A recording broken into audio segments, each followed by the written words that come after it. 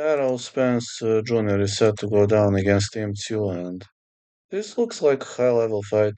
Errol Spence Jr. defeated Denis Nurja, Anthony Velasquez, Joy Spencer, lost to Sebastian Fundora and Bakram Murtazaliev, but I think he's having too difficult opponent. But Errol Spence Jr. after the accident is not the same guy. This 5'9", 72 inches of reach guy out of DeSoto, Texas, lost to Terence Crawford. But before that accident, man, he was one of a kind, man. He destroyed Jordan Sugas, Danny Garcia, Sean Potter.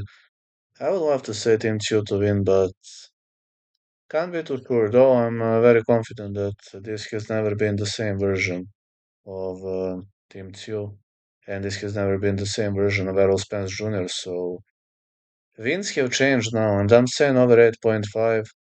I still believe that Team 2 has decent chances to win, though I would win Spence, but 2 has chances.